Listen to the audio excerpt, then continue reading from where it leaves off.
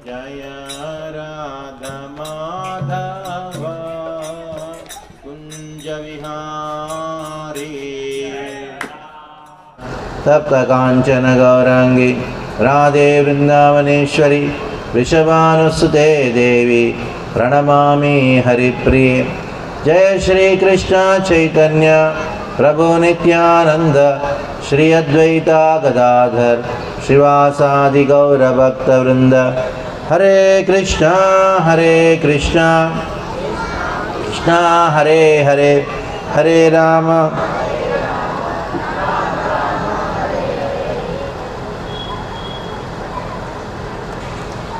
हरे कृष्णा।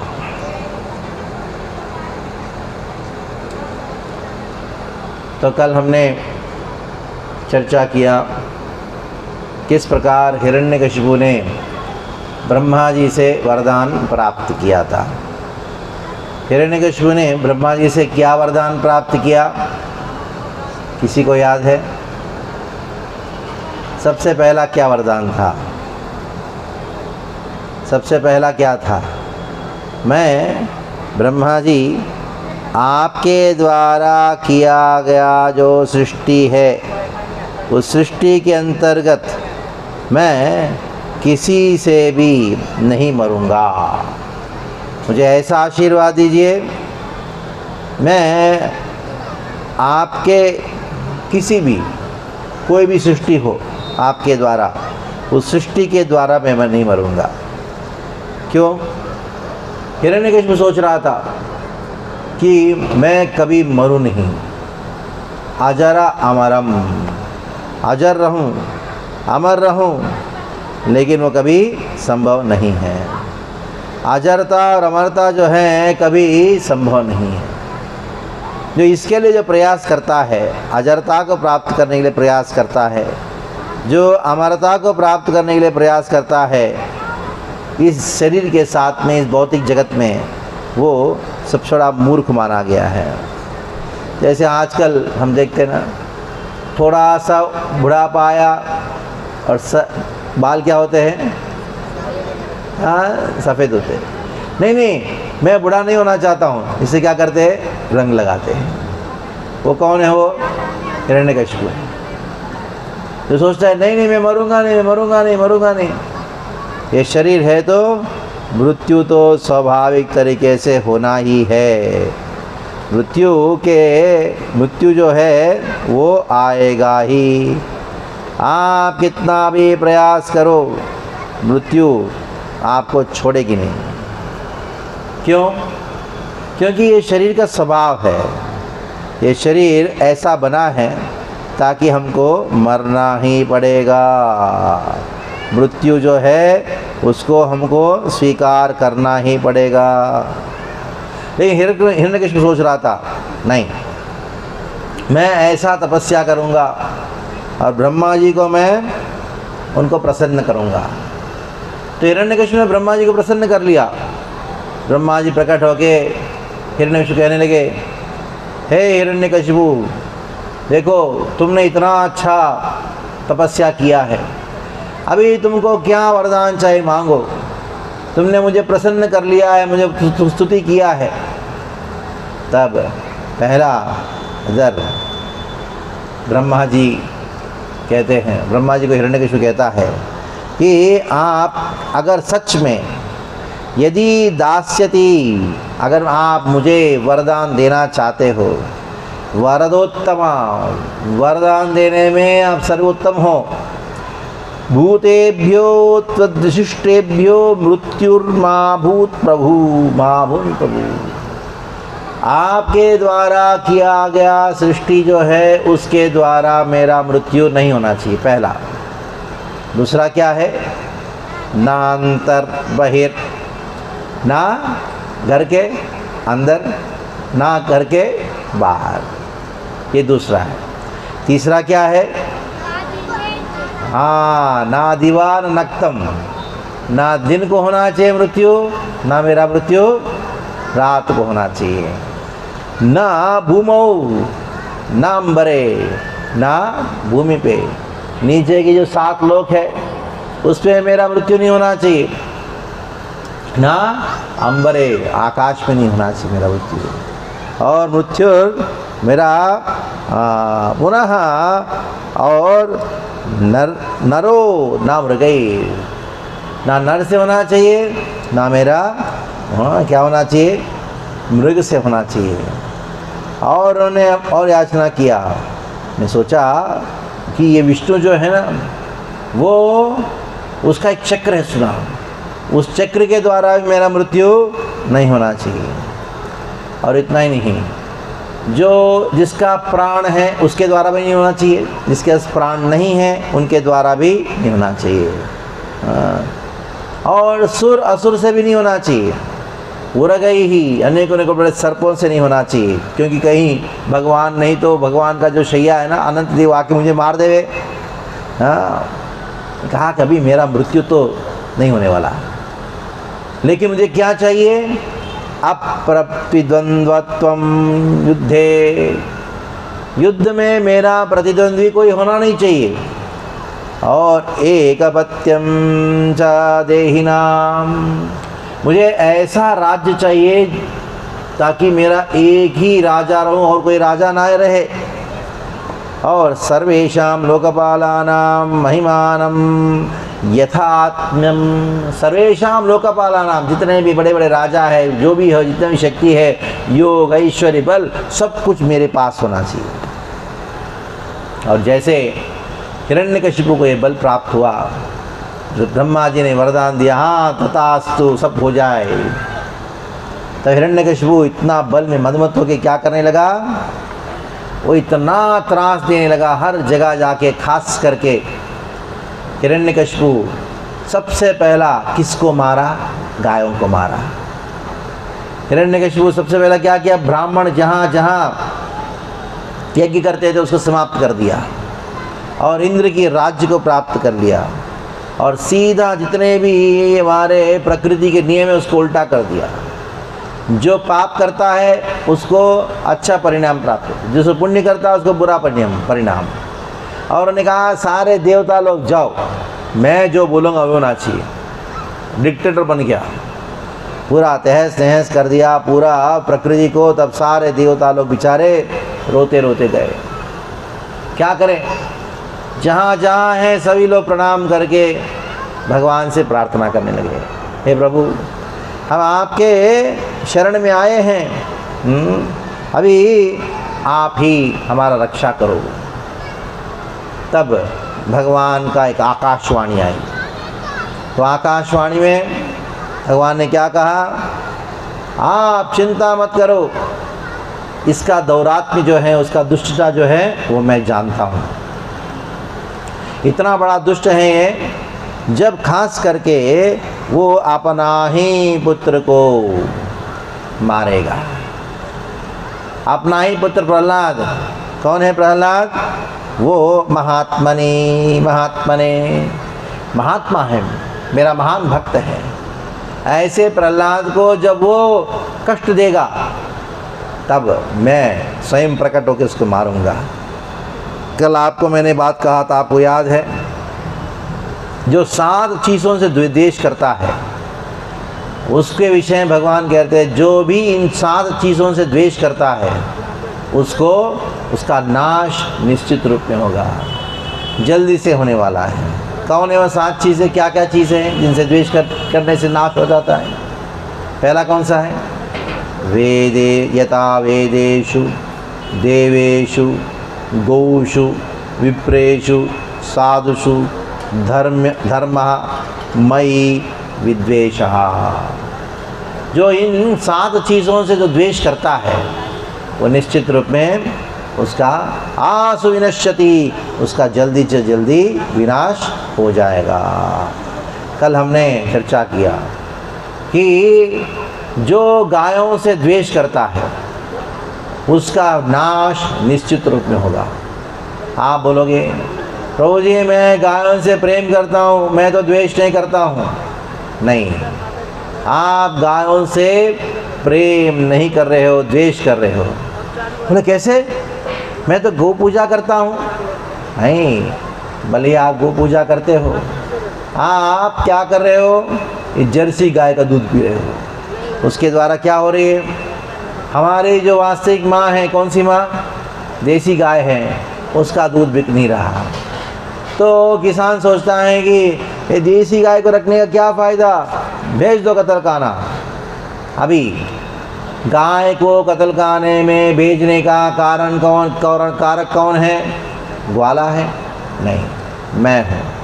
क्योंकि मैंने ग्वाले को पैसा नहीं दिया देसी गाय को संभालने के लिए। मैंने क्या किया, पूतना का दूध लिया, जहर से भरा हुआ है, और पूतना को प्रोत्साहन किया। और मैं इस संसार में, भारत में जो गाय का कत्ल हो रहा है उसका कारण मैं हूँ। और मैंने क्या किया, टूथपेस्ट वापरा जिसके अंदर गाय की हड्डी है। आप जितना टूथपेस्ट खरीदोगे, क्या कर रहे हो, गाय की हड्डी का डिमांड बढ़ा रहे हो। जितना गाय का हड्डी का डिमांड बढ़ाओगे, गाय का कतलखाना का खोलने के लिए आप प्रोत्साहन कर रहे हो।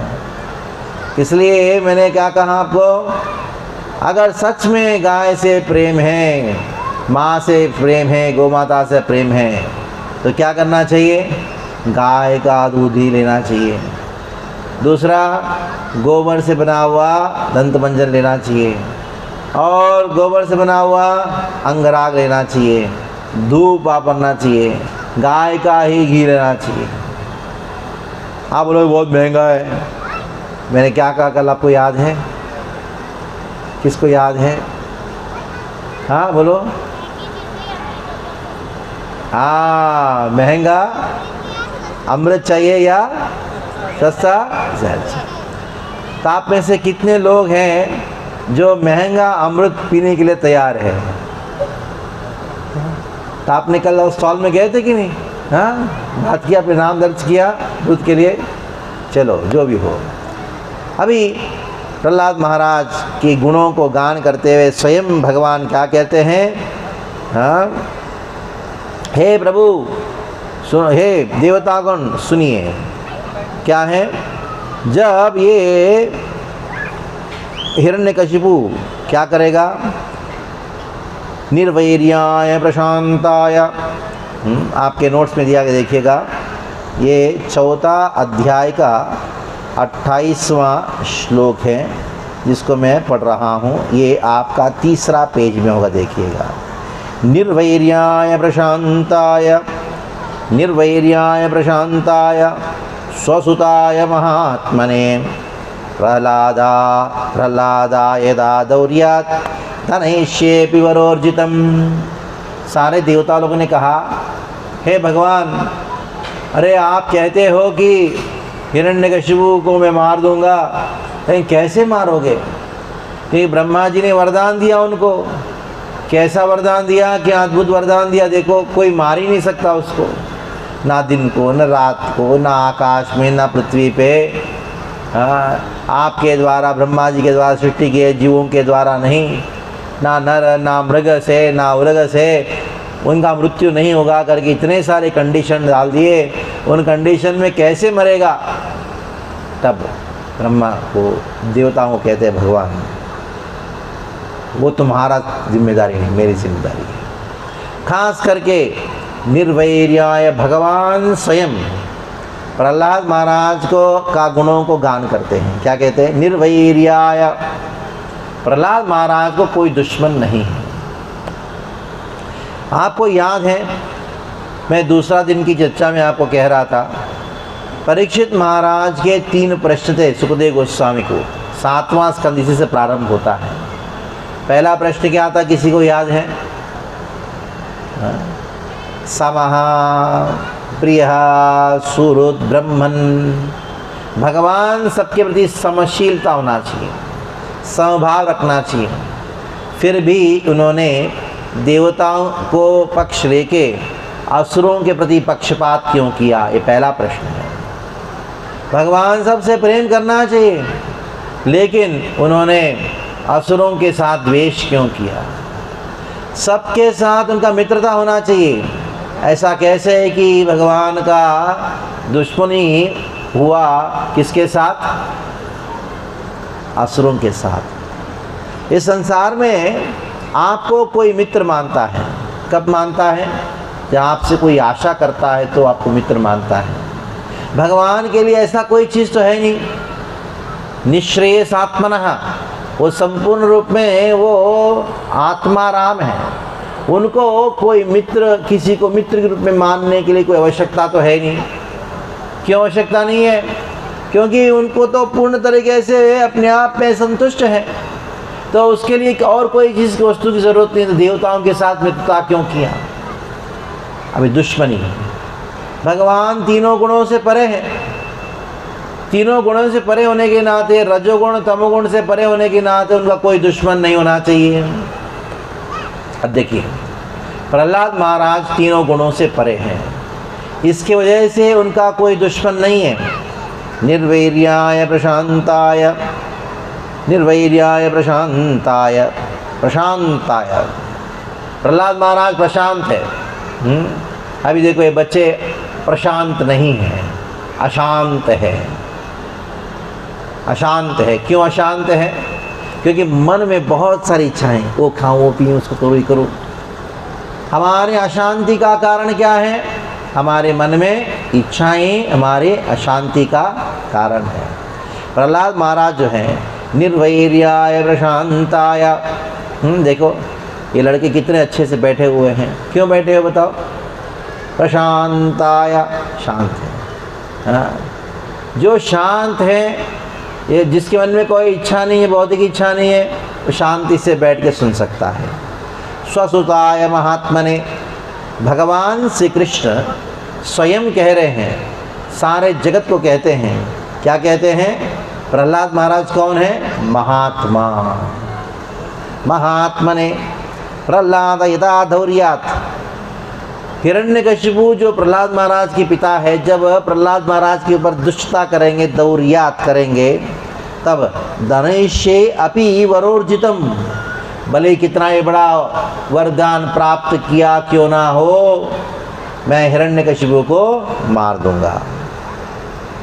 अभी 29वां श्लोक से प्रारंभ करते हैं। नारद जी इस बात को कहते हैं, इति उक्त्वा लोकगुरुना तम प्रणम्य दिवौकसः। इस प्रकार लोकगुरुना, सारे जगत के गुरु है भगवान श्री कृष्ण, जो कभी कभी अपने भक्तों को भयभीत अवस्था में डाल देते हैं। किसके डालते हैं? ताकि वो अपने शरण में आए। इसलिए लोकगुरुना, सारा जगत का गुरु कौन है? कौन है? तीनों जगत का गुरु कौन है? भगवान श्री कृष्ण है। इससे क्या कहा? ध्यान से सुनो। मैं इधर आ रहा हूँ रोज़, बड़ों के लिए नहीं आ रहा हूँ, बच्चों के लिए आ रहा हूँ। ठीक है, ध्यान रखना। और आप नहीं सुनोगे, कल से नहीं आऊँगा। ठीक है, ध्यान से सुनना चाहिए। तो इति उक्त्वा लोक गुरुना, सारा जितने भी लोग हैं उनके सारे तीनों लोकों के गुरु हैं। तम प्रणम्य दिवौकसा, सारे देवता लोग किसको प्रणाम किए? भगवान को प्रणाम किए। और निवर्तन्त गतोद्वेगा मेरिने चासुरम हतम। मेरिने मान लिया। क्या मान लिया? चा असुरम हतम, हिरण्यकशिपु को वध हो गया, वध हो गया। अभी हुआ नहीं है, भगवान ने वचन दे दिया तो वो काम होना ही है कि नहीं? भगवान ने वचन दिया, कृष्ण ने बोल दिया ना, हो गया तो मर गया समझ लो। मान लो 1 करोड़पति हैं, आपको कह दिया चलो कल आके डोनेशन ले लेना, 10 लाख रुपए का चेक ले लेना मंदिर के लिए। अभी चेक हाथ में मिला नहीं है, बोल दिया तो क्या होना चाहिए? मान लेना चाहिए, हाँ गया करके, है कि नहीं? जैसे पापा बोलते हैं चिंता मत करो बेटा, हो जाएगा, तुम्हारा काम हो जाएगा, तुमको साइकिल मिल जाएगा। अभी मिला नहीं है, फिर भी मिल गया। जितना मिलने पे जो आनंद होता है, सुख मिलता है, वही सुख ही मिलता है। सारे देवताओं को उतना ही सुख मिला। जैसे उनको भगवान ने कहा उनका मृत्यु हो जाएगा, कितना ही बड़ा वरदान भी प्राप्त किया क्यों ना गो, उनका मृत्यु हो जाएगा। तो मेरी ने अच्छा असुरम हतम। अभी आपके नोट्स में देख लीजिएगा, 3रा पेज में है, 4था अध्याय का 30वां श्लोक है। अभी प्रहलाद महाराज के गुणों को वर्णन करना प्रारंभ कर रहे नारद जी। नारद जी कहते हैं तस्य दैत्यपते पुत्राः, तस्य दैत्यपते पुत्राः। दैत्यपति, दैत्यपति का अर्थ क्या है? दैत्य। दैत्य के पति कौन? हिरण्यकशिपु। हिरण्यकशिपु के 4 पुत्र थे। चत्वारः परमाद्भुता। चत्वारः, चत्वारः का अर्थ क्या है? 4। चत्वारः परमाद्भुता, 4 बालक थे। चत्वारः परमाद्भुता, चारों के 4 अद्भुत बालक है। हिरण्यकशिपु बड़ा असुर है, लेकिन उनके 4 पुत्र हुए। वो चारों के चारों पुत्र कैसे थे? परमाद्भुता, बड़ा अद्भुत है, नारद जी कहते हैं। लेकिन प्रहलादो भून् महांस्तेषां तेषां महान प्रहलादः। उन चारों में महान कौन है? प्रहलाद है। क्यों? गुणेर महदुपासका, क्योंकि उनके हृदय में अनेकों गुण उपस्थित हैं। एक व्यक्ति की महिमा उसकी गुणों के आधार पे है। मान लो एक व्यक्ति के पास 100 करोड़ है, लेकिन 1 रुपए का भी दान नहीं देता, दान देने का गुण नहीं है, तो वो महान नहीं है। अगर मान लो किसी के पास ज़्यादा पैसा नहीं है, खाली 15-20 हज़ार कमाता है, लेकिन हमारे मंदिर में 500 रुपये का नित्य सेवा देता है, वो महान है, क्योंकि उनको देने का गुण है। गुण के द्वारा एक व्यक्ति का महिमा का निर्धारण किया गया है। अगर अच्छे गुण हैं तो आप महान हो, अगर गुण नहीं हैं, भौतिक दृष्टिकोण से देखा जाए कितने बलवान क्यों ना हो, बहुत बलवान है, बहुत शक्ति है, लेकिन अगर कोई पीड़ित है उसको रक्षा करना नहीं जाता, क्या फ़ायदा उस बल का? है कि नहीं? क्या फ़ायदा उस धन का अगर दान देने का गुण नहीं? तो क्या फ़ायदा उस बल का अगर दूसरों को मदद करते नहीं हो, रक्षा नहीं करते हो? तो गुणों के आधार पे व्यक्ति का व्यक्तित्व निर्धारित होता है। अगर हम चाहते हैं हम महान बने, किसका विकास करना चाहिए? हमारे मन में कौन से, हमारे जीवन में किसका विकास होना चाहिए? किसका विकास होना चाहिए? किसका विकास होना चाहिए? गुणों का विकास होना चाहिए। किसका? गुणों का विकास होना चाहिए। हमारे जितना गुण, अच्छे गुण, उतना हमारा महानता। इसलिए कहा गया है गुणेर महदुपासका। अभी प्रहलाद महाराज में ऐसे कौन से गुण थे, उसका वर्णन पूरा अध्याय के प्राय अंत तक नारद जी कहते हैं। अभी देखिएगा 31वां श्लोक देखिए ध्यान से। मेरे बाद सभी लोग उच्चारण करेंगे। सबको पेपर दिया गया, ऐसे नहीं दिया गया, ऐसे ऐसा करने के, सब उड़ाने के नहीं दिया गया। ध्यान से देखो, उसके अंदर मैं पढ़ूंगा, मेरे बाद सभी लोग जोर से उच्चारण कीजिएगा। आप सबको पता लग गया कौन से तीसरे पेज में दूसरा जो भाग है ना, उसके अंदर देखिए 31 लिखा है। मेरे बाद सभी बोलिए ध्यान से। अभी सबको पता लगा, जिसके पास पेपर है वो अगर दूसरे के पास थी तो शेयर कर लो, ठीक है? मेरे बाद सब बोलिए। ब्रह्मण्यशील संपन्ना, ब्रह्मण्यशील संपन्ना, सत्यसंधो जितेन्द्रियः, सत्यसंधो जितेन्द्रियः, आत्मवत् सर्वभूतानां, आत्मवत् सर्वभूतानां, एकप्रिय सुहृत्तमः, एकप्रिय सुहृत्तमः। अगर आप चाहते हो कि आपके बच्चे प्रहलाद जैसे हो, अगर आप चाहते हो कि बच्चे भी चाहते हो कि मैं भी प्रहलाद जैसा रहूं, ऐसे महान भक्त बनूं, तो इन श्लोकों को ध्यान से सुनना है, ध्यान से उच्चारण करना है। भले हमारे अंदर एक गुण नहीं है, फिर भी काल इन श्लोकों को अध्ययन करने मात्र से सारे गुण आ जाते हैं। सबसे पहला है ब्रह्मण्यः। अच्छे गुण का आधार है आध्यात्मिक ज्ञान। आजकल जब स्कूल में जाते हैं, प्रिंसिपल से पूछते आपके स्कूल में हम बच्चों को कुछ पढ़ाना चाहते हैं। प्रिंसिपल कहता हाँ स्वामी जी आप आइए, हमारे बच्चों को नैतिक शिक्षा दीजिए, लेकिन आध्यात्म के बारे में कुछ मत बोलिए, क्योंकि हम सेक्युलर हैं। हाँ? हम धर्मनिरपेक्षवाद है, सेक्युलरिज्म है। आप गीता के बारे में कुछ मत बोलिए, भागवत के बारे में कुछ मत बोलिए, आप कृष्ण के बारे में कुछ मत बोलिए। खाली उनको अच्छे बच्चे कैसे रहे अच्छाई बताइए, नैतिकता बताइए, आध्यात्मिकता नहीं। लेकिन आध्यात्मिकता के आधार पर ही नैतिकता है। अगर आध्यात्मिकता नहीं देंगे बच्चों को, वो कभी भी नैतिक नहीं बनेंगे। क्योंकि मान लो कि बड़ा बिल्डिंग है, बिल्डिंग किसके ऊपर खड़ा रहता है? किसके ऊपर खड़ा रहता है? कि ज़मीन पे? ज़मीन पे बिल्डिंग बना दोगे? क्या चाहिए बताइए? फाउंडेशन चाहिए, नींव चाहिए कि नहीं? नींव होगा, फाउंडेशन होगा, उसके ऊपर बिल्डिंग बनता है। आप बोलोगे ज़मीन के ऊपर से ईंट बांधना शुरू करो, क्या होगा? एक हवा आएगा, निकल जाएगा। उसके लिए क्या करना पड़ता है? खड्डा खोदना पड़ता है, हाँ है कि नहीं? फाउंडेशन डालना पड़ता है।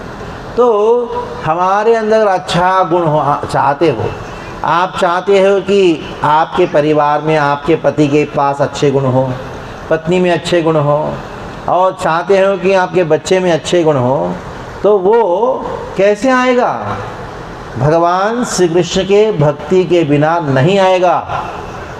आध्यात्मिकता के बिना नैतिकता नहीं स्थापन किया जा सकता है संसार में। ये विफल प्रयास है। आप चाहते हो मेरे बच्चे अच्छे हो, लेकिन गीता भागवत नहीं पढ़ाओगे तो ये अच्छाई कहाँ से आएगा? मेरा आपसे एक प्रश्न है, जितने ही माता पिता हैं, अगर आप बच्चे बहुत शरारत करके, बहुत हंगामा करके, बहुत ज़िद करके उन्होंने कहा मुझे ये खिलौना चाहिए, खिलौना चाहिए, आप बाज़ार से खिलौना खरीद के लाए।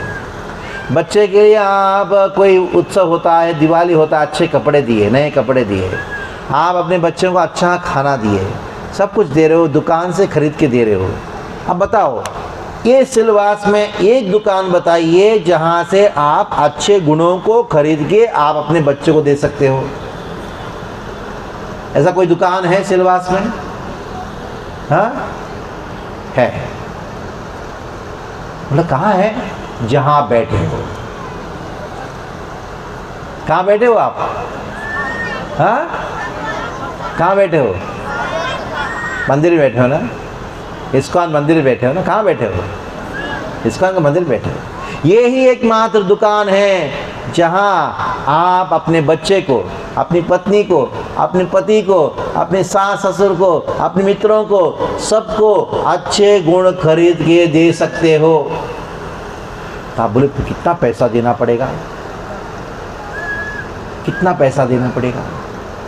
इसके लिए आपके पास जितना है सब कुछ दे दो, ठीक है, डरो मत।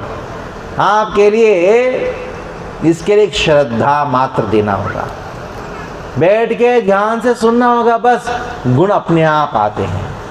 जैसे आप प्रहलाद महाराज के विषय में ध्यान से सुनोगे, आप गीता भागवत को ध्यान से सुनोगे, अच्छे गुण जो हैं स्वाभाविक तरीके से आ जाता है।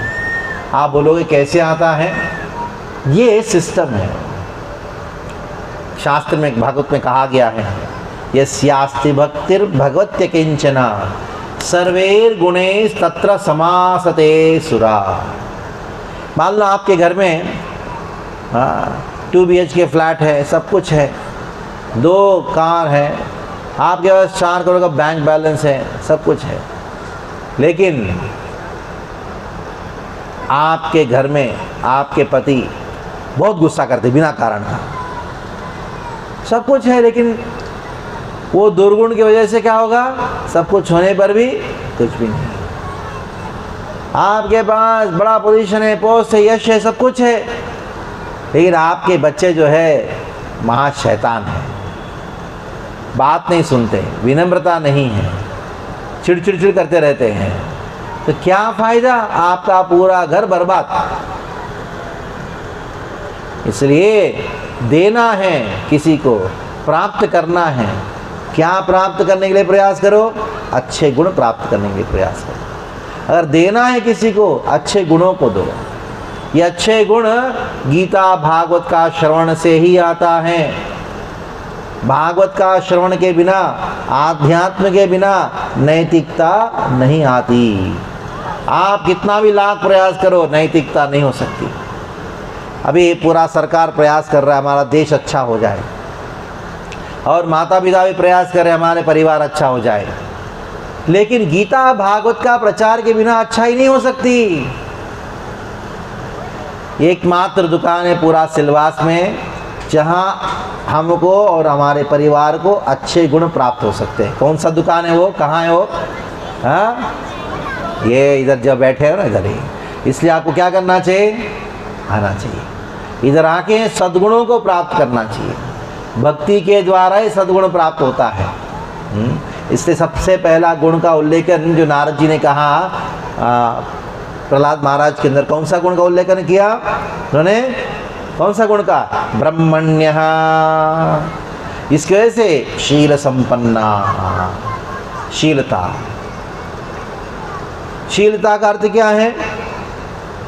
मृदु स्वभाव, अच्छा स्वभाव। हम बोलते हैं अच्छा व्यक्ति है। ये अच्छा व्यक्ति क्यों मालूम है? भक्ति करता है इसलिए अच्छा व्यक्ति है। वो नहीं प्रभु जी, मैं जानता हूँ एक व्यक्ति भक्ति नहीं करता है लेकिन वो अच्छा व्यक्ति है। अभी आपको लग रहा होगा अच्छा व्यक्ति है, समय आने पर उसके अंदर जो अनेकों प्रकार के जो कामनाएं हैं प्रकट होगा, उसके वजह से दुर्गुण प्रकट होगा। सत्यसंधो, सत्यसंधा का अर्थ क्या है?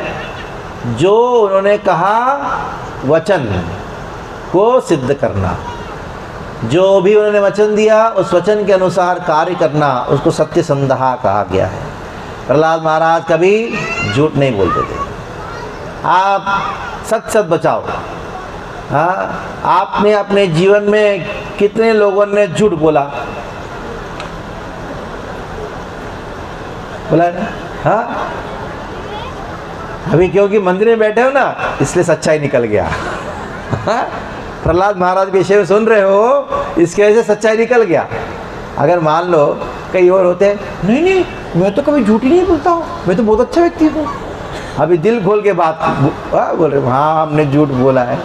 हाँ, अभी पत्नी देख रहे, पति हाँ झूठ बोले।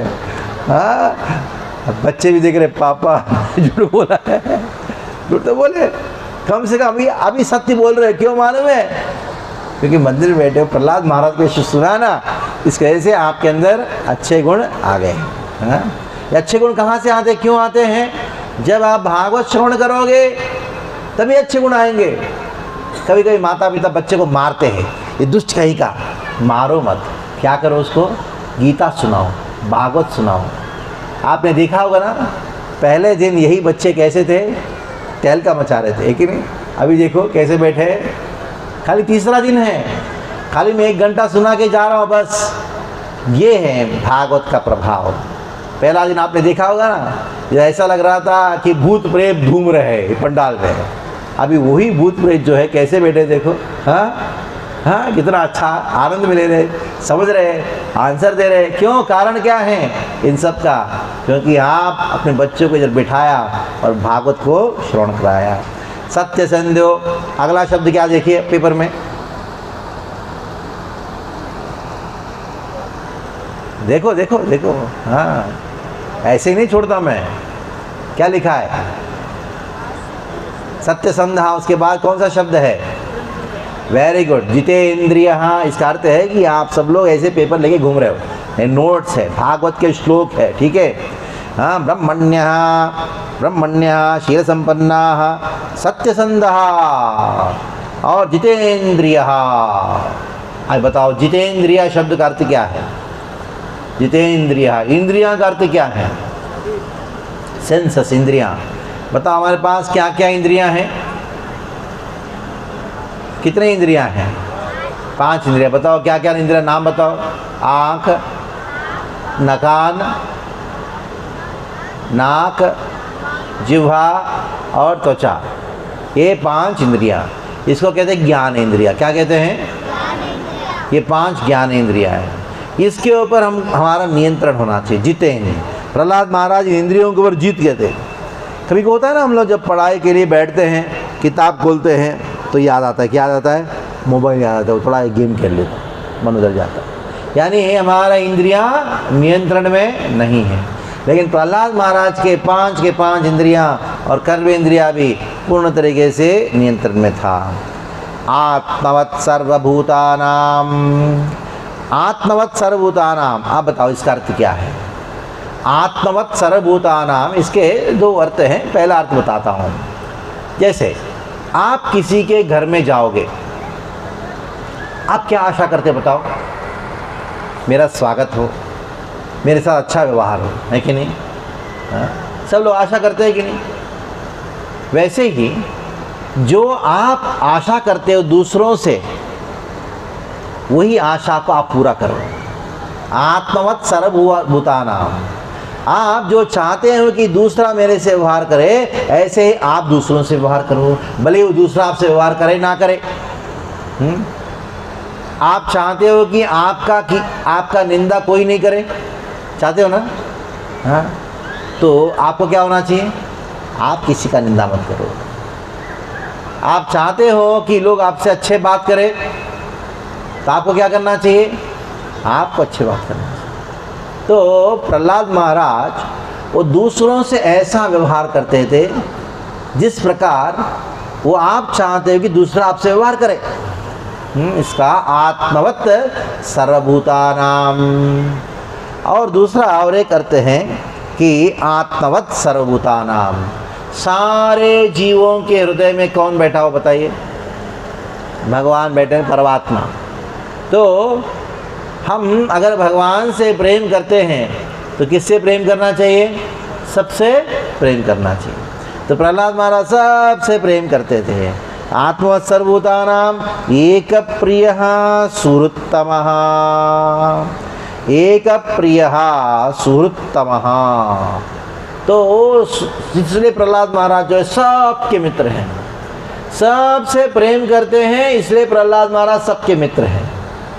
आप किसी को मित्र बनाओगे, आजकल एक फैशन है। तो एक व्यक्ति ने कहा, एक लड़के ने कहा, जी हम दोनों बहुत क्लोज फ्रेंड है, मेरा फ्रेंड है न। क्यों? हम दोनों कुछ भी करते हैं ना, साथ में ही करते हैं, क्लोज फ्रेंड है। तो उन्होंने कहा क्या बताए, एक उदाहरण बताओ। हम सिगरेट पीते हैं तो साथ में बैठ के पीते हैं। अब बताओ, ये दोनों क्लोज फ्रेंड है, क्लोज दुश्मन है? बताओ। हाँ, दुश्मन है। क्यों?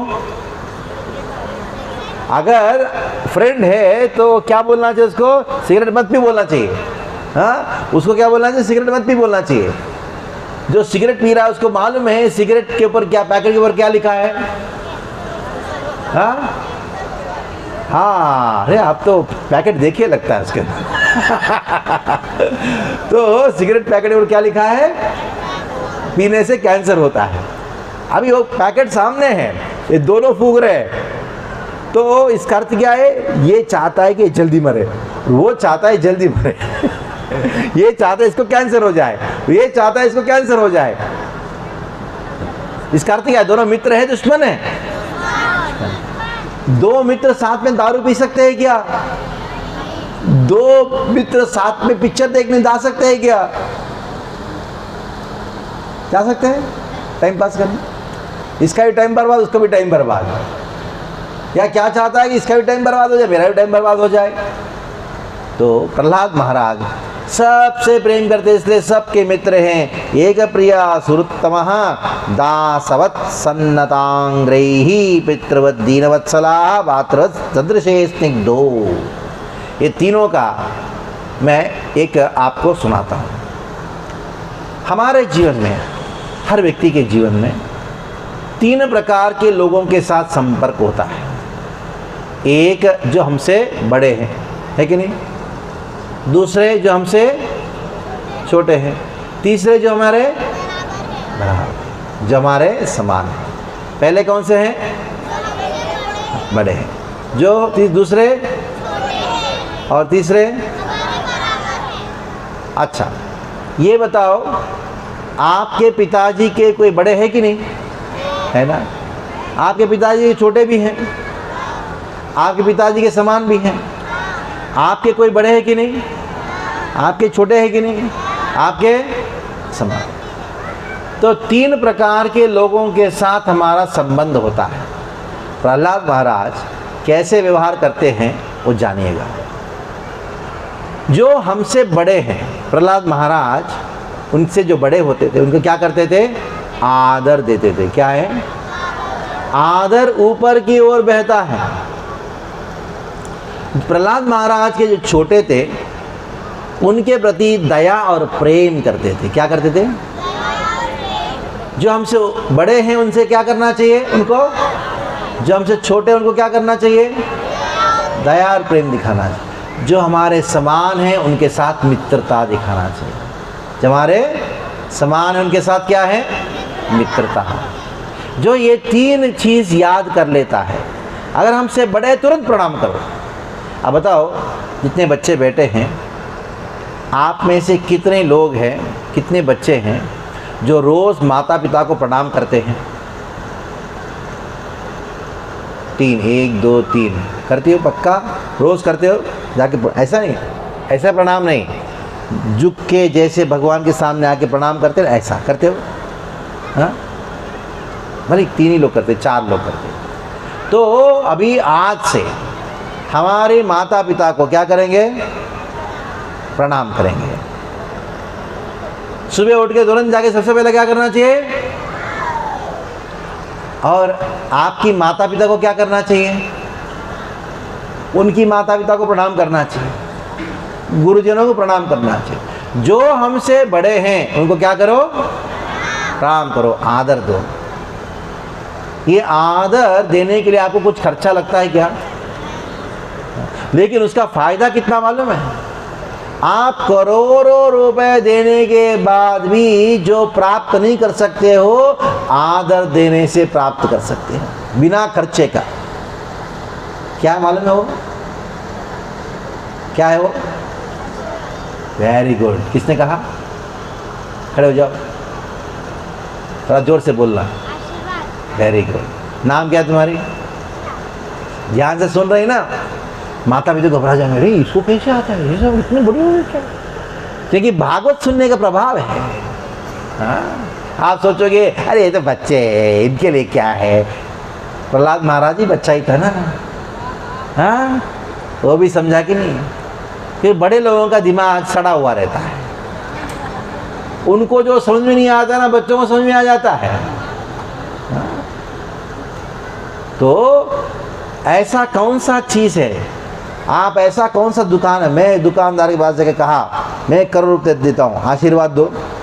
आशीर्वाद आटा देगा आपको, आशीर्वाद नहीं देगा। हाँ? अगर आदर दोगे तो क्या मिलेगा? हाँ, जो करोड़ों रुपए देने के बाद भी जो प्राप्त नहीं होता है वो फ्री में प्राप्त हो सकता है अगर आप क्या करोगे? हाँ, तो आज से हम अपने बड़ों को क्या करेंगे? आदर देंगे, प्रणाम करेंगे। नहीं प्रभु जी, वो बड़ा क्या है, वो मेरा सीनियर कैसे हो सकता है? वो लायक नहीं है। लायक है नहीं है उससे आपको मतलब नहीं है। क्या करो?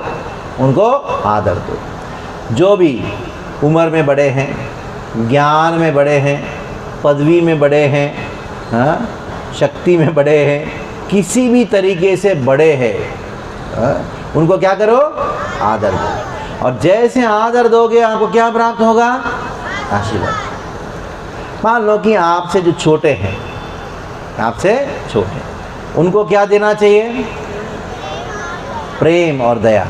देखो, हर व्यक्ति खास करके जो छोटा होता है ना आपसे, वो गलती करेगा, है कि नहीं?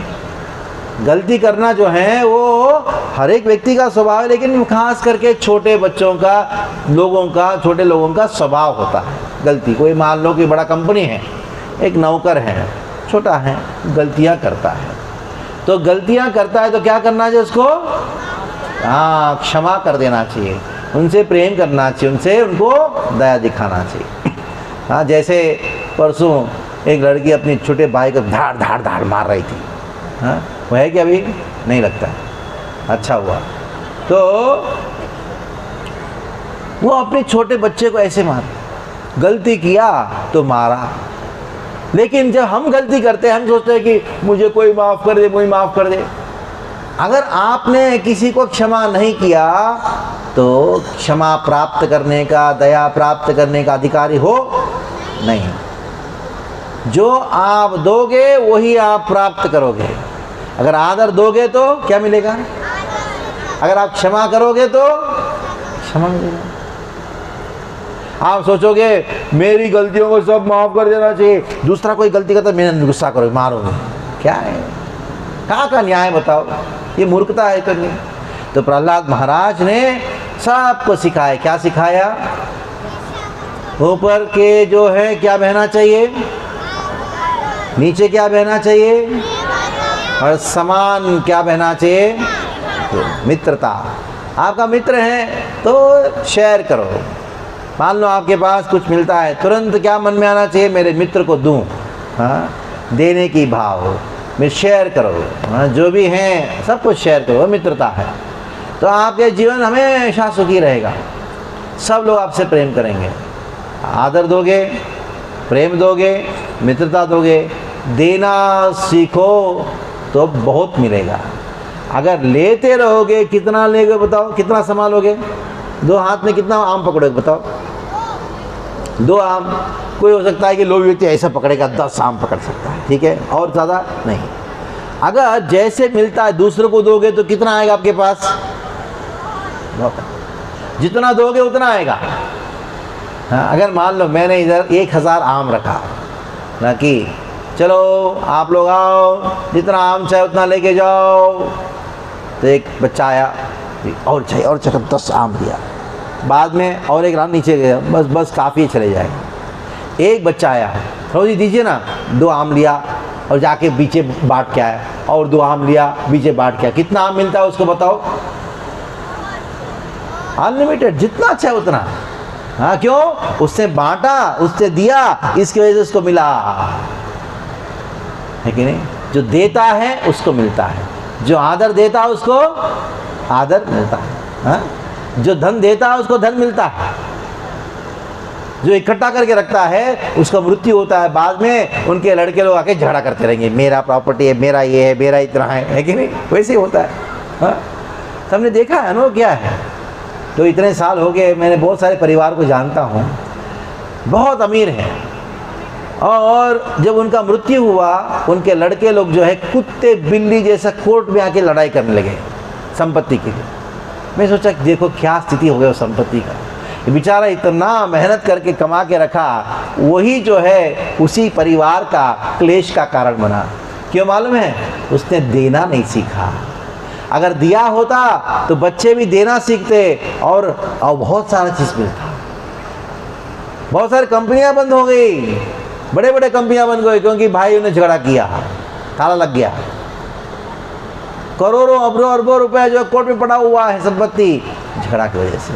अगर पिताजी देते और देना सिखाते वो कंपनी और बड़ा होता और उसका कितना पुण्य मिलता, लेकिन और प्रहलाद महाराज के और गुणों को वर्णन किया जा रहा है। नारद जी कहते हैं गुरुषु ईश्वर भावना, गुरु को अपना भगवान के समान देखते थे। हाँ, साक्षात हरित्वेन समस्त शास्त्रे, भगवान तीनों जगत के गुरु हैं। लेकिन हमको जब सिखाने के लिए किसी को भेजते हैं तो गुरु को कैसे आदर देना चाहिए? जैसे भगवान को आदर देते हो वैसे ही आदर देना चाहिए। विद्यार्थ रूप जन्माद्यो मान स्तंभ वर्जिता। अभी हमने बहुत सारे गुणों को चर्चा किया, लेकिन प्रहलाद महाराज के अंदर एक विशेष गुण है। आपने व्हाइट एंड्स, टर्माइट, इसको दीमक कहते हैं, देखा कभी?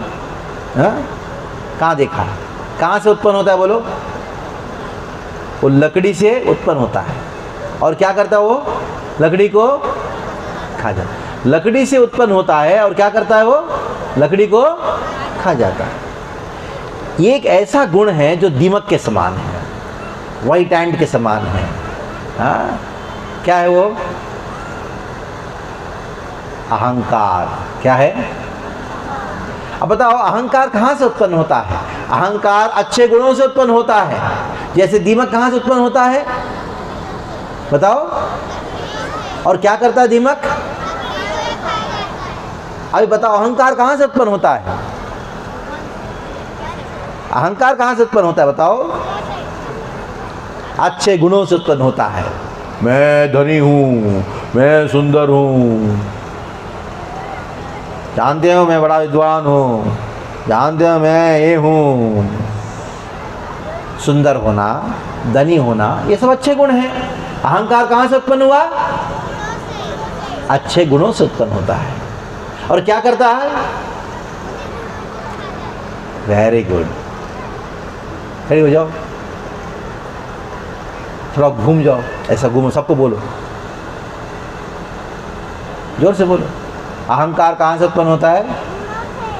कौन से गुणों से? क्या करता है अहंकार? बैठ, समझ में आ रहा है? इसलिए अहंकार बहुत डेंजरस है। अच्छे गुणों से उत्पन्न होता है और वही गुणों को वो खा जाए। जैसे उदाहरण क्या है? दीमक लकड़ी से उत्पन्न होता है और उसी को प्रहलाद महाराज के अंदर इतने अच्छे गुण थे, फिर भी मान स्तंभ विवर्जिता, अहंकार नामक चीज नहीं। प्रहलाद महाराज किसके पुत्र हैं? पूरा विश्व का राजा था। इंद्र भी कुछ, इंद्र को उसका सेवा कर रहा था। ऐसे महान राजा का पुत्र और इतना सुंदर और सारे विद्याओं से सुसंपन्न, इतना ऐश्वर्य सब कुछ होने के बाद भी, सारे सद्गुण होने के बाद भी प्रहलाद महाराज में क्या नहीं था? क्या नहीं था प्रहलाद महाराज में? अहंकार नहीं था। मान स्तंभ विवर्जिता, ये प्रहलाद महाराज का विशेषता है। अभी आप बोलोगे इतने अच्छे अच्छे गुण है प्रहलाद महाराज में, लेकिन मैं जानना चाहता हूँ उनका व्यवहार कैसा था। असुर कुल में जन्म लिया है। असुर कुल में जन्म लेने के बाद भी उनके इतना अद्भुत गुण। अभी और आगे सुनो, अभी 33वां श्लोक देखिएगा पेपर में। कौन सा? 33वां। ऐसा उसको फोल्ड करके नहीं रखना, पेपर को खोल के रखो। कौन सा पेज में है? हाँ, तीसरा पेज में, चौथा अध्याय का कौन सा श्लोक? हाँ, तो मेरे साथ सभी बोलेंगे, ठीक है? बहुत महत्वपूर्ण श्लोक है, बहुत सुंदर श्लोक है। मैं पूरा इन गुणों के ऊपर भी लेने वाला हूँ। हाँ बोलो, कथा सुना कि जल्दी खत्म करो प्रभु जी। नहीं, वो करने वाला नहीं हूँ मैं गुणों को सिखाऊंगा। गुणों का आशा करता हूँ सब गुण जो हैं हमारे अंदर भी प्राप्त हो जाए। थोड़ा बड़ा वाला है ना, 33 वाला। हाँ, ध्यान से मेरे बाद सब लोग बोलिए। नोद्विग्न चित्तो, नोद्विग्न चित्तो व्यसनेषु निस्पृहः, व्यसनेषु निस्पृहः, नोद्विग्न चित्तो व्यसनेषु निस्पृहः, श्रुतेषु दृष्टेषु, श्रुतेषु दृष्टेषु गुणेषु अवस्तुदृक्, गुणेषु अवस्तुदृक्, श्रुतेषु दृष्टेषु गुणेषु अवस्तुदृक्, दान्तेन्द्रिय प्राण, दान्तेन्द्रिय प्राण शरीर दिस्सदा, दान्तेन्द्रिय प्राण शरीर दिस्सदा,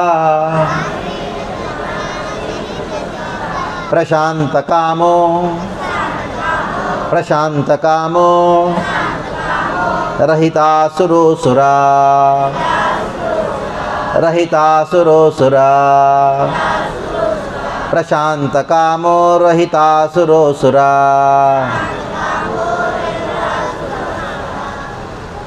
तो असुर कुल में जन्म लेने के बाद भी उनके अंदर रहितासुरा, उनके अंदर असुर के गुण नहीं थे। इसलिए कौन से परिवार में जन्म लिया उतना महत्वपूर्ण नहीं है, हमारे पास कितने अच्छे गुण हैं वो महत्वपूर्ण है, ठीक है नहीं?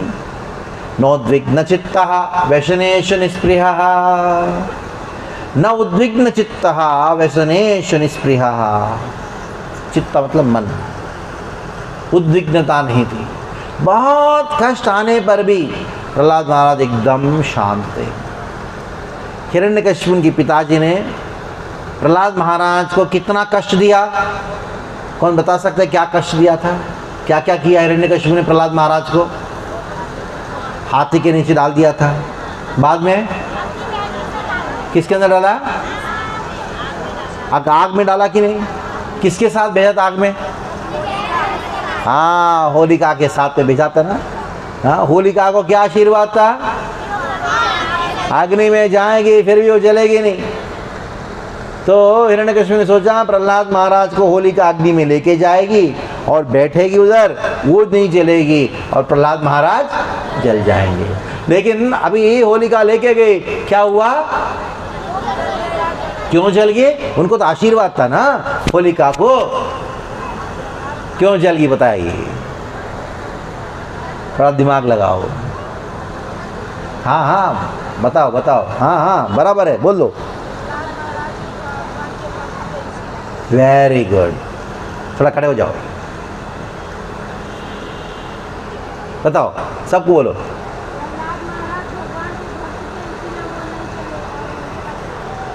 Very good. प्रहलाद महाराज भगवान के भक्त थे, उनको कोई जला सकता है? कोई कष्ट दे सकता है? कोई नहीं कर सकता। लेकिन होलिका आपको भी आशीर्वाद था ना, वो जलेगी नहीं। क्यों जली फिर? क्योंकि प्रहलाद महाराज के प्रति अपराध किया तो उनका सारा आशीर्वाद नष्ट हो गया। अगर कोई भक्त को कष्ट देता है ना, उसकी बर्बादी हो जाती है। आप चाहते हो आपका बर्बाद हो जाए? तो सावधान, भक्तों को कभी भी तकलीफ मत देना। अगर भक्त को कष्ट दिया, तुम्हारा बर्बादी शुरू, सारा वरदान सब खत्म। आपने इतना पैसा बना के रखा या उतना मान सम्मान इकट्ठा करके रखा, सारा पुण्य पिछला जन्म का सब कुछ खत्म हो जाता है। हिरण्यकश्यप ने कितना तपस्या किया, कितना बड़ा वरदान प्राप्त किया, प्रहलाद महाराज के प्रति अपराध किया तो हिरण्यकश्यप का जब वध हो गया, होलिका की क्या कहना। इसलिए हम होली मनाते हैं। क्यों? होलिका ने क्या किया? अपराध किया प्रहलाद महाराज के प्रति। अभी आज से सावधान, भक्तों को कभी कष्ट मत देना, तुम्हारी बर्बादी शुरू हो जाता है। इतना कष्ट देने पर ही प्रहलाद महाराज ने रोया, ऐसा कष्ट मिल रहा है पापा, ऐसा क्यों कर रहे हो? नहीं, भगवान का स्मरण कर रहे हैं, मुस्कुरा रहे हैं। उनको बहुत त्रिशूल लेके पीछे से ऐसे ऐसे चोप रहे थे। प्रहलाद महाराज शांत थे। पहाड़ के ऊपर से उनको फेंका गया, बहुत सारे कष्ट दिया, लेकिन नोद्विग्न चित्तः। क्या है? बराबर बैठो सब लोग। हाँ, न उद्विग्न चित्तः, इसका अर्थ क्या है? उनका चित्त कभी भी डिस्टर्ब्ड नहीं था, परेशान नहीं था। देखो, एक व्यक्ति आपको परेशान कर रहा है, ध्यान दीजिएगा, ध्यान से सुनिएगा। एक व्यक्ति आपको, और आप परेशान हो रहे हो, और आप परेशान हो, किसकी गलती है? हाँ, मैं परेशान हो रहा हूँ, मेरी गलती है। जो परेशान होता है ना, उसकी गलती है। आप बोलो ऐसे कैसे प्रभु जी, वो परेशान कर रहे हैं। आपको कौन बोला परेशान होने के लिए? वो करने दो, वो परेशान करने देना, उसके काम है। हमारा काम क्या है? परेशान नहीं होना हमारा काम है। समझ में आ रहा है? कई बच्चे बोलते हैं ना, ये मम्मी मुझे परेशान कर रहा है, तो मम्मी क्या करती है? बेटा तुम परेशान मत होना, गलती तुम्हारी है। जो परेशान होता है उसकी गलती है, वो परेशान हो। क्यों कर परेशान होने का भाई? नाम लो, जप करो।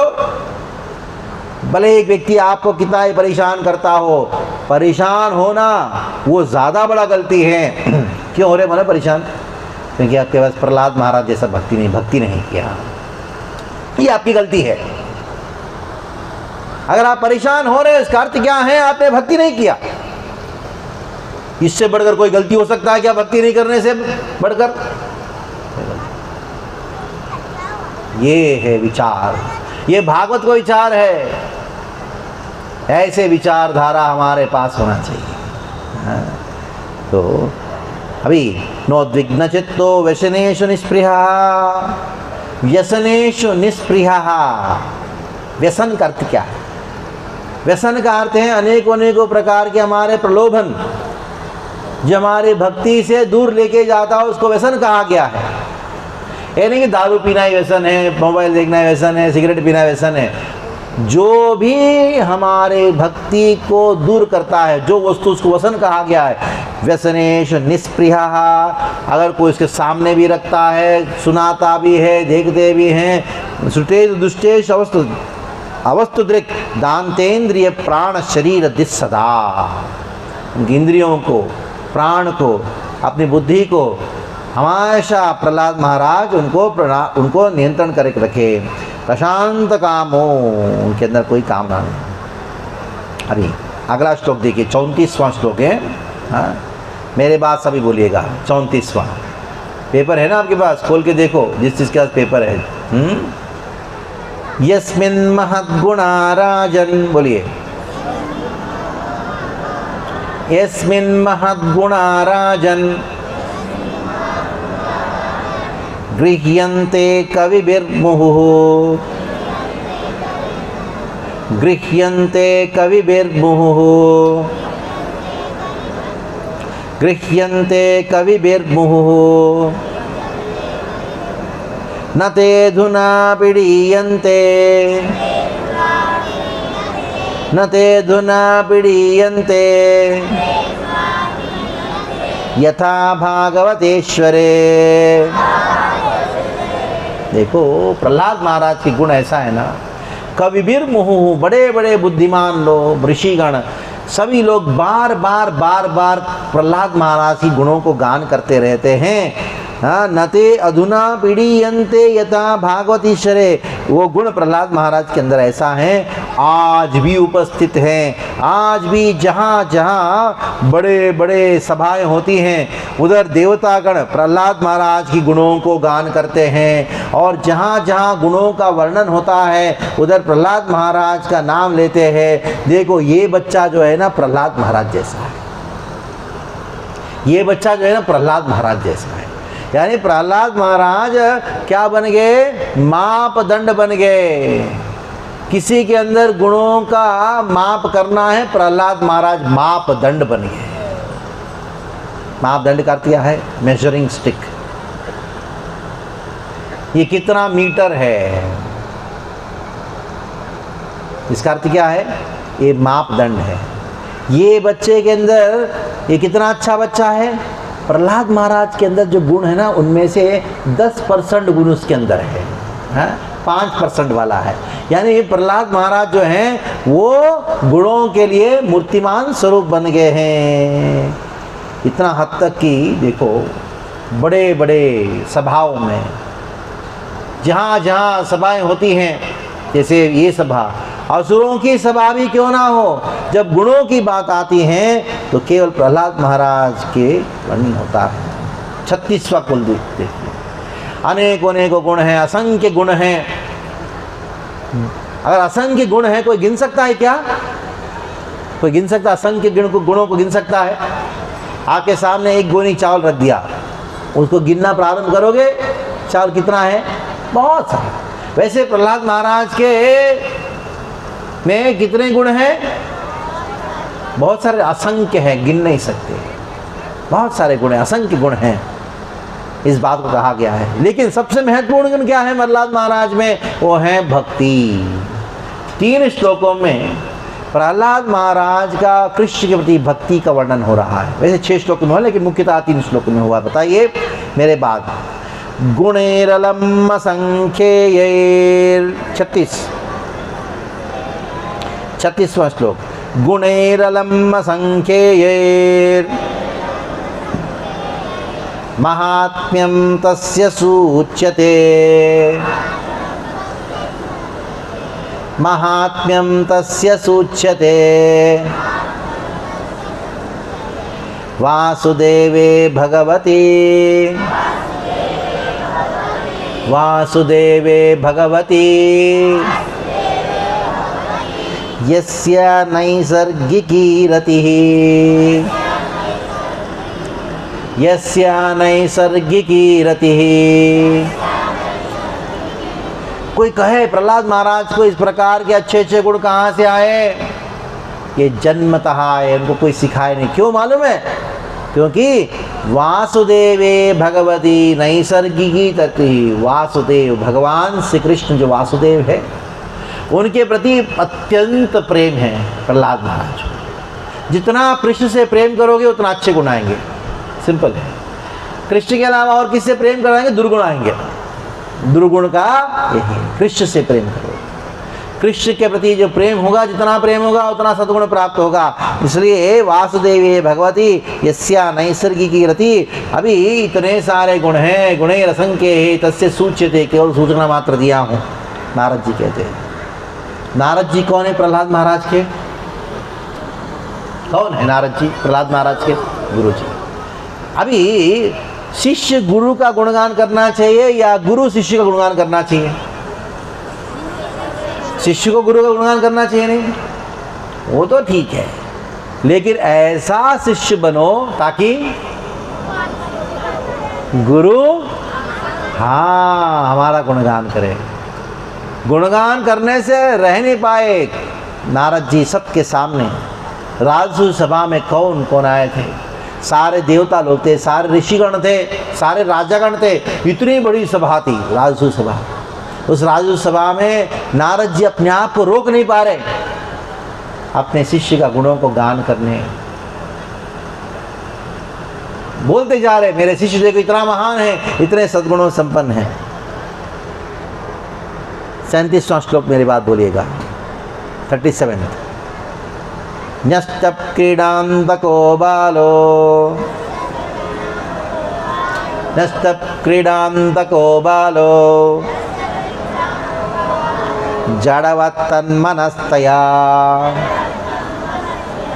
जडवत्तन्मनस्तया कृष्णग्राह गृहीतात्मा कृष्णग्राह गृहीतात्मा न वेद जगदिदृशम् न वेद जगदिदृशम्। देखो सिलवास में बहुत बच्चे हैं कि नहीं? अभी क्या कर रहे बच्चे? रोड में ऐसे खेल रहे, झगड़ा कर रहे हैं। हाँ, लेकिन हमारे बहुत सारे प्रहलाद महाराज है ना, क्या कर रहे हैं? नष्टक क्रीडांतको बालहा। ये बालक क्या क्या? क्रीड़ा मतलब खेल कूद करना छोड़ दिया। हाँ, जैसे बच्चे बच्चे स्वाद है खेलना खेलना। बच्चे भागवत कथा में क्या बैठे सुन रहे? वीडियो लगे भेजना चाहिए। युधिष्ठिर प्रभु वीडियो लगे देखो, सारा जगत तो दिखाओ। ये प्रहलाद महाराज है। प्रहलाद महाराज ने क्या किया? क्रीडांतको बालहा, क्रीड़ा को अंत कर दिया, ने छोड़ दिया।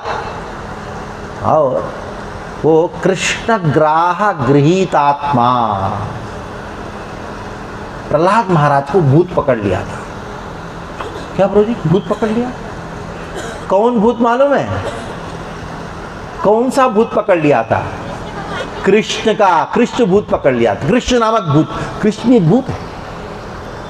हाँ, आप बोलो कृष्ण भूत है? हाँ हाँ हाँ, सबसे बड़ा भूत है। जिसको कृष्ण भक्ति का नशा लग गया ना, बाकी लोग बोलते ये क्या पागल हो गया क्या? है क्या? अब बताओ, जो भक्त है या भक्ति कर रहे हैं, इस्कॉन मंदिर में आते हैं, सत्संग में आते हैं, जब करना प्रारंभ किए, आपके परिवार वालों में आपने उनके कितने लोगों का अनुभव? किसी ने आपको कहा ये पागल हो गया है? कितने लोगों को कहा? हो गया? इसका मतलब है आपको भक्ति मिल गई, सर्टिफिकेट मिल गया है। तो प्रहलाद महाराज को बोलते ये पागल हो गया है। क्यों मालूम है? कृष्ण का भूत पकड़ लिया था। कृष्ण ग्राह गृहीत आत्मा। उनको प्रहलाद महाराज को मालूम नहीं पड़ रहा था दुनिया में क्या हो रहा है, क्या चल रहा है। कृष्ण ग्राह गृहीत आत्मा, ग्राह पकड़ लिया था। अभी आगे 28वां श्लोक 38वां श्लोक देखिए। आसीन पर्यटन अश्नन्, आसीन पर्यटन अश्नन् शायमान प्रवितं ब्रुवन् शयान प्रविपं भूर्भुवम् नानुसन्दत्तयेतानि नानुसन्दत्तयेतानि गोविंद परिब्रह्मितः। जैसे माँ अपने छोटे बच्चे को अपने गोद में लेके घूमती रहती है कि बच्चा सो रहा है, माँ कभी खाना बनाती हैं, इधर बाजार जाती हैं, बच्चे को मालूम है माँ क्या कर रही है। वैसे ही भगवान श्री कृष्ण प्रहलाद महाराज को परिब्रह्मित आलिंगन किए थे। इसकी वजह से प्रहलाद महाराज को मालूम ही नहीं था हाथी मेरे ऊपर कुचल रहा है, मुझे जहर पिलाया जा रहा है, मुझे अग्नि में डाला जा रहा है। क्यों? क्योंकि कृष्ण ने क्या किया, प्रहलाद महाराज को आलिंगन करके रख दिया। परिब्रह्मितः गोविंद परिब्रह्मितः। अभी देखिए 3 श्लोकों में 3 शब्द आए। वासुदेवे भगवती यस्या नैष्टिकी जरति ही, दूसरा कृष्णग्राह गृहीत आत्मा, तीसरा गोविंद परिब्रह्मितः। अब बताओ प्रहलाद महाराज नरसिम्हदेव के भक्त है या कृष्ण के भक्त हैं? बुद्धिमान है, क्योंकि 3 श्लोकों में वासुदेवे भगवती यस्या नैसर्गिकी रति ही, वासुदेव कौन? कृष्ण है। दूसरा कृष्ण ग्राह गृहीत आत्मा, कृष्ण नामक जो ग्राह है उनके द्वारा पकड़े गए हैं। और तीसरा गोविंद ने स्वयं क्या किया, कृष्ण प्रहलाद महाराज को आलिंगन किया, गोविंद परिब्रह्मितः। अभी अचानक प्रहलाद महाराज को ऐसा होता था, कृष्ण का स्मरण कर रहे अचानक विस्मृति हो जाती है, और जैसे कृष्ण की विस्मृति होती प्रहलाद महाराज रोना प्रारंभ करते थे। कहा गया, इसलिए क्या कहा गया है, क्वचित रुदति वैकुंठः चिंता सबल चेतना, चिंता सबल चेतना, चिंता में ग्रस्त हो जाते हैं। हे भगवान कहाँ गए हो, कहाँ गए हो, कृष्ण कहाँ गए। जैसे बच्चा जो है खेल रहा है, माँ इधर खेलने के लिए छोड़ दी, माँ अपने काम में गई, बाजार में गई, तो इधर खेल रहा है बच्चा, कहीं गली में चली गई माँ, बच्चा देख रहा है माँ कहाँ है, गायब हो गई, जोर से रोना प्रारंभ करता, कहाँ गई मेरी माँ, कहाँ गई मेरी माँ। ऐसे प्रहलाद महाराज जोर से रोते थे, कृष्ण कहाँ गए, कहाँ गए, कहाँ गए, चिंता। अचानक माँ आती है, भाग भाग के आगे क्या कहती है, बेटा मैं इधर ही हूँ। तुरंत माँ बच्चा क्या करता है, हंसना प्रारंभ करता है। वैसे प्रहलाद महाराज देखते हैं कृष्ण आ रहे हैं, आके उनके सर के ऊपर हाथ रखे, बेटा चिंता मत करो मैं इधर ही हूँ। ऐसा बोलने मात्र से प्रहलाद महाराज हंसना प्रारंभ करते हैं। यानी प्रहलाद महाराज के पूर्ण तरीके से कृष्ण भक्ति में तल्लीन है, दुनिया से कोई मतलब नहीं है। क्वचित धसति चित्ता हलाद उद्गायति क्वचित। भगवान कहते हैं प्रहलाद चिंता मत करो, देखो तुम मुझे बहुत पसंद हो, मैं तुमसे बहुत प्रेम करता हूँ। ये बात सुनने मात्र से प्रहलाद महाराज नाचने लग जाते हैं, ओ भगवान मुझसे प्रेम करते हैं, भगवान मुझे प्रेम करते हैं। जैसे माँ बच्चे को आलिंगन करती है, बेटा तुमसे बहुत प्रेम करते हैं, बच्चा बहुत आनंद मग्न हो जाता है। प्रहलाद महाराज का ऐसी स्थिति थी। नदति क्वचित उत्कंठो विलज्जो नृत्यति क्वचित। नदति कभी क्या कर रहे हैं, जोर से उत्कंठता में रो रहे हैं प्रहलाद महाराज, और विलज्जो नृत्यति क्वचित, निर्लज्ज होके नृत्य करते हैं प्रहलाद महाराज।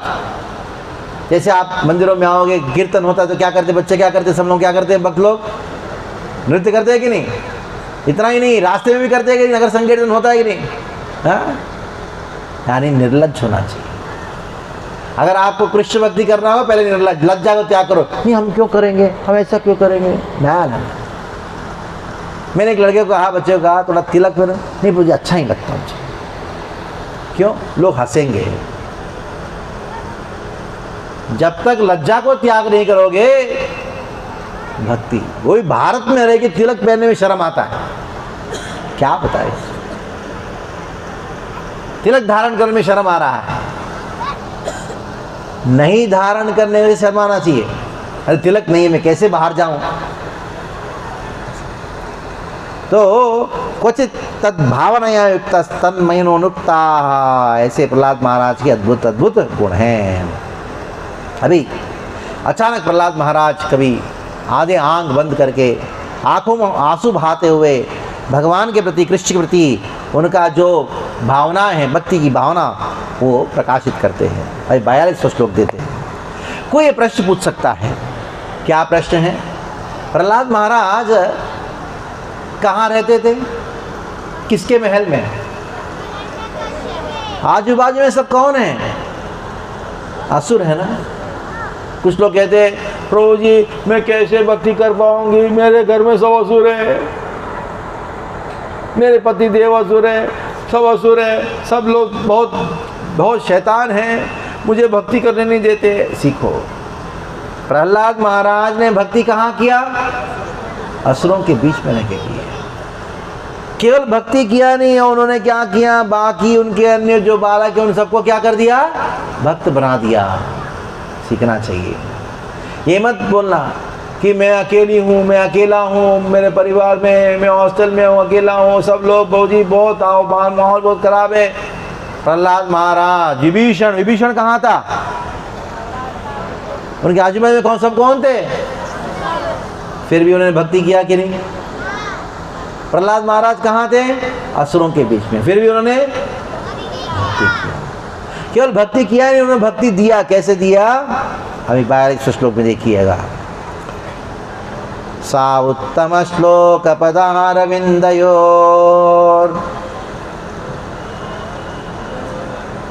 42। सा उत्तम श्लोक पदारविंदयोर, और एक बार जोर से, सा उत्तम श्लोक पदारविंदयोर निसेवया किंचन संगलब्धया, निसेवया किंचन संगलब्धया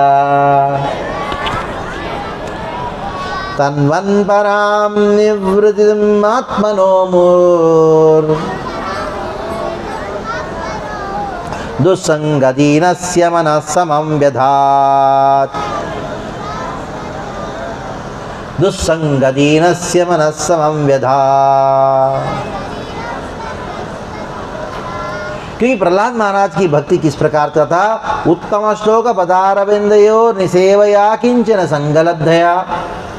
क्योंकि हमेशा शुद्ध भक्ति में तल्लीन रहते थे प्रहलाद महाराज। उसके वजह से दुस्संगति में रहने पर भी उनका ऊपर कोई प्रभाव नहीं था। उल्टा क्या कर दिया उन्होंने?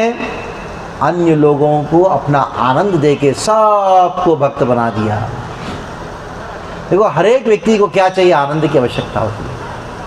अगर आप कृष्ण भक्ति का आनंद को अनुभव करोगे और उस आनंद को दूसरों को देंगे तो स्वाभाविक तरीके से असुरत्व को त्याग करके वो भी भक्त बन जाएंगे। अभी प्रहलाद महाराज के विषय में नारद जी कहते हैं, देखो ऐसा अद्भुत प्रहलाद महाराज इतना महान भक्त है, लेकिन क्या किया मालूम है? 43 श्लोक देखिएगा। तस्मिन् महाभागवते महाभागे महात्मनि हिरण्यकशिपु राजन अकरोत् अगम आत्मजे।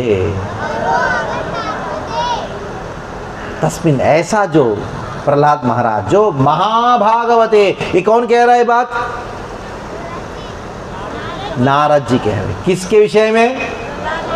जो उनके शिष्य हैं। क्या कहते? महाभागवते। तस्मिन् महाभागवते, महाभागे, सबसे महाभाग्यवान है और महात्मनि 3 महा आया, महाभागवते, महाभागे, तीसरा महात्मनि। पहला कौन सा है? महाभागवते, दूसरा महाभागे, तीसरा महात्मनि। महाभागवते, महाभागे, महात्मनि, ये 3 शब्द के द्वारा नारद जी कहते हैं अभी मैं क्या करूं, अपने जो मेरा शिष्य जो इतना महान भक्त है, बस महाभागवते, महाभागे, महात्मनि, लेकिन क्या करूं, ये हिरण्यकशिपु राजन हिरण्यकशिपु ने क्या किया?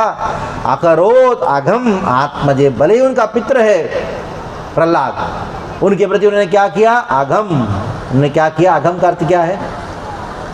बहुत पाप किया, बहुत कष्ट दिया। तब युधिष्ठिर महाराज पूछते हैं, श्री युधिष्ठिर उवाचा, 44वां श्लोक देखिएगा ध्यान से। 44 श्लोक। देवर्षये तदिच्छामो वेदितुं तव सुव्रता, वेदितुं तव सुव्रता, यत् आत्मजाय शुद्धाय, यदात्मजाय शुद्धाय पितात् साधवे हि अघम्।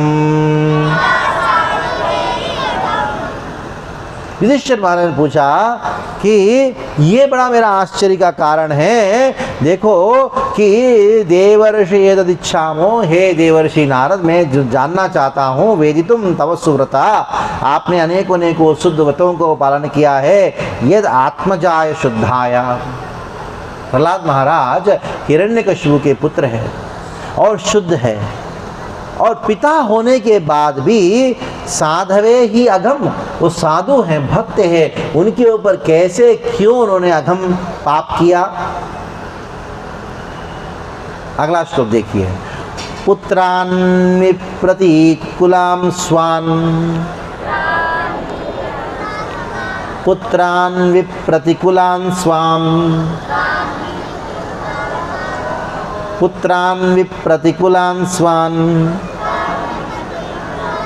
पितरः पुत्रवत्सला, पितरः पुत्रवत्सला, उपालम्भन्ते शिक्षार्थम्, उपालम्भन्ते शिक्षार्थम्, नैवाघम् अपरो यथा। देखो कभी कभी माता पिता पुत्र को मारते हैं या डांटते हैं। क्यों डांटते हैं? शिक्षार्थम। हाँ, जितने बच्चे बैठे बताओ, माँ ने आपको कभी मारा है?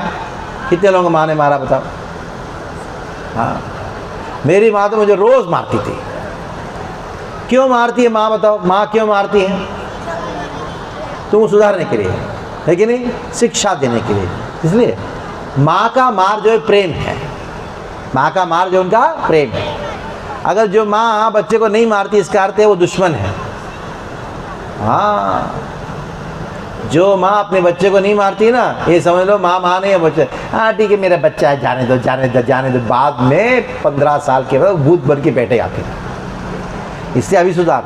चाणक्य पंडित कहते हैं 5 साल तक बच्चे को खूब लाड़ प्यार करो। हाँ, वो कुछ भी करेगा बस वही प्रेम है, कुछ मत बोलो उसको, चुप बैठ मार को कुछ नहीं करना। अभी उल्टा करते हैं, 5 साल तक बच्चे को मारते हैं, बाद में चाणक्य पंडित कहते हैं 5 साल से लेके 15 साल के जो बच्चे होते हैं ना, उनको क्या करो, दो धनाधन, वो सुधार होता है, सुधारने का टाइम। अभी क्या करते हैं, अरे बच्चा है मेरा बच्चा है, जाने दो ना, छोड़ दिया। 15 साल के बाद जब बच्चा गड़बड़ करता है, तुम मेरी बेटी हो, मेरी बातें सुनती हो, अच्छा जब बोलना था वो टाइम में क्यों बोला, वो टाइम में छोड़ दिया, मेरी बेटी है जाने दो करके। 15 साल के बाद बच्चे नहीं आपके, अब मित्र है, मित्रता से बाहर करो। देखिए माता पिता को ध्यान रखना चाहिए, उल्टा मत करना। अभी इधर माता पिता बच्चों को सुधारने के लिए मारते हैं। उपलम्बन्ते शिक्षार्थम नैवाघम अपरो यथा, लेकिन कभी ऐसा नहीं हुआ कि माता पिता जो है दुश्मनों के साथ जैसे व्यवहार करते ऐसे बच्चों के साथ व्यवहार नहीं करते। ऐसा किमुतानुवसं साधून् तादृशां गुरुदेवतानां एतत् कौतूहलं ब्रह्मन्नस्माकं विद्मः प्रभो पितुः पुत्रा यद्वेषो नारायण प्रयोजितः। अभी युधिष्ठिर महाराज पूछते हैं, मैं जानना चाहता हूँ ऐसा क्या कारण है जिसकी वजह से हिरण्यकशिपु ने अपने पुत्र को इतना सारा कष्ट दिया। मैं जानना चाहता हूँ ऐसा जो भक्त जो एकदम बिल्कुल सभ्य सुशील अनेकों सद्गुणों से संपन्न है, ऐसे जो प्रहलाद महाराज है, ऐसे प्रहलाद महाराज को हिरण्यकशिपु ने पिता होने के बाद भी ऐसा कष्ट क्यों दिया? मरणाय प्रयोजितः, नारायण मरणाय प्रयोजितः, इतना हद तक अपना पुत्र को मारना चाहते थे। युधिष्ठिर महाराज ने इसे प्रश्न पूछा। नारद जी वर्णन करना प्रारंभ करते हैं, इसका कारण क्या है? कारण क्या मालूम है? कारण ये है प्रहलाद महाराज में भक्ति। प्रहलाद महाराज की जो भक्ति है और हिरण्यकशिपु के अंदर जो असुत्व है, और इसका वर्णन हम अगले अध्याय, यानी कौन सा अध्याय? अगला अध्याय 5वां अध्याय हम कल करेंगे। हरे कृष्णा कृष्णा कृष्णा हरे हरे, हरे राम राम राम हरे हरे। आप सब लोगों को पूतना का दूध पीना है तो बच्चे माँ को बोलना मुझे पूतना का दूध नहीं चाहिए, मुझे किसका चाहिए? देसी गाय का। कौन सा? देसी गाय का दूध चाहिए। तो उधर स्टॉल में है, आप उनसे बात करें। और क्या करेंगे? टूथपेस्ट, साबुन, क्या करोगे उसकी जगह पे? दंत मंजन और अंगरा। ठीक है। आप बोलोगे प्रभु जी आप यूज़ नहीं करते क्या? मेरा दांत बराबर है कि नहीं? कितना साल हो गया मालूम है? मैं 16 साल से टूथपेस्ट अंदर नहीं डाला, और 16 साल से मैं साबुन को छुआ तक नहीं। ऐसा भी नहीं दिखा। दिखता हूँ ऐसा लगता है मल जैसा लगता है, लेकिन फिर भी शरीर स्वस्थ है कि नहीं? बराबर है ना? क्यों? एक गौ माता की कृपा है। ठीक है। आप वो सब सामान अंदर से लीजिएगा। हरे कृष्णा कृष्णा कृष्णा हरे हरे, हरे राम राम राम हरे हरे। हरे कृष्णा कृष्णा कृष्णा हरे हरे, हरे कृष्णा कृष्णा हरे हरे, हरे राम राम। तो ऐसे ही हमारे धर्म में युधिष्ठिर आने तक एक प्रश्न पूछता हूँ आपसे। आप में से कितने लोग हैं जो 16 माला जप करते हैं रोज़? 16 माला वाले कितने हैं? हाथ उठाइए। ये बच्चा 16 माला जप करते हरे कृष्ण मंत्र को। ऐसी जो आटो मैं भी हाथ उठाते, ऐसा थोड़ी ना। हरे कृष्ण मंत्र 16 माला रोज़ जप करने वाले कुछ तो है, दिखाई पड़ता है। अच्छा ये बताओ 12 माला वाले कितने हैं?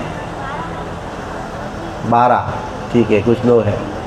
10 वाले कितने हैं? चलो 8 वाले, 8। 6 वाले, 6 कुछ दिखाई पड़ रहे हैं। 4 वाले, ओ कुछ 4 तो दे। 2 वाले, ओ बाकी सब तो बोलना ही क्या ज़रूरत है, पूछो, हम कराएंगे। कल आपको गिफ्ट देंगे, मैं अपनी ओर से गिफ्ट दूंगा, तो सबको टाइम पे आना चाहिए। ठीक है। जो कल आएंगे उनको गिफ्ट मिलेगा, नहीं तो नहीं मिलेगा। सब लोग आना चाहते हो कल गिफ्ट के लिए? वो गिफ्ट ऐसा गिफ्ट होगा ना तो आज तक आपको कोई दिया नहीं होगा और भविष्य में कोई दे भी नहीं सकता, ऐसा गिफ्ट होगा। ठीक है। हरे कृष्ण।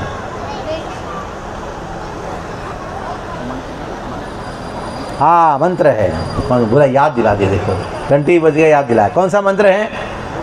11 बार करना है ना। कौन सा है? नरसिम्हा महामंत्र, उग्रम वीरम वाला मंत्र है। किसके लिए कर रहे हैं मंत्र? हमारे भक्ति में जितने भी विघ्न हैं नाश हो जाए, हमारे प्रचार कार्य में जो विघ्न है वो भी नाश हो जाए। इसलिए कैसे करना चाहिए मंत्र को, ऐसे ऐसे करके करो। कैसे करना चाहिए, बड़े भक्ति भाव से करना चाहिए। बैठो बैठो, मंत्र करने बाद में कीर्तन है, बड़े ध्यान पूर्वक जप करना है, ठीक है। अभी सब लोग आंख बंद कर लो, हाथ जोड़ लो, ठीक है, चुप एकदम, बिल्कुल साइलेंस, बड़े ध्यान पूर्वक। उग्रं वीरं महाविष्णुं ज्वलन्तं सर्वतोमुखं नरसिंहं भीषणं भद्रं मृत्युं नमाम्यहम्। उग्रं वीरं महाविष्णुं ज्वलन्तं सर्वतोमुखं नरसिंहं भीषणं भद्रं मृत्युं नमाम्यहम्। उग्रं वीरं महाविष्णुं ज्वलन्तं सर्वतोमुखं नरसिंहं भीषणं भद्रं मृत्युं नमाम्यहम्। उग्रं वीरं महाविष्णुं ज्वलन्तं सर्वतोमुखं नरसिंहं भीषणं भद्रं मृत्युं नमाम्यहम्। उग्रं वीरं महाविष्णुं ज्वलन्तं सर्वतोमुखं नरसिंहं भीषणं भद्रं मृत्युं नमाम्यहम्। उग्रं वीरं महाविष्णुं ज्वलन्तं सर्वतोमुखं नरसिंहं भीषणं भद्रं मृत्युं नमाम्यहम्। उग्रं वीरं महाविष्णुं ज्वलन्तं सर्वतोमुखं नरसिंहं भीषणं भद्रं मृत्युं नमाम्यहम्। उग्रं वीरं महाविष्णुं ज्वलन्तं सर्वतोमुखं नरसिंहं भीषणं भद्रं मृत्युं नमाम्यहम्। उग्रं वीरं महाविष्णुं ज्वलन्तं सर्वतोमुखं नरसिंहं भीषणं भद्रं मृत्युं नमाम्यहम्। उग्रं वीरं महाविष्णुं ज्वलन्तं सर्वतोमुखं नरसिंहं भीषणं भद्रं मृत्युं नमाम्यहम्। उग्रं वीरं महाविष्णुं ज्वलन्तं सर्वतोमुखं नरसिंहं भीषणं भद्रं मृत्युं नमाम्यहम्।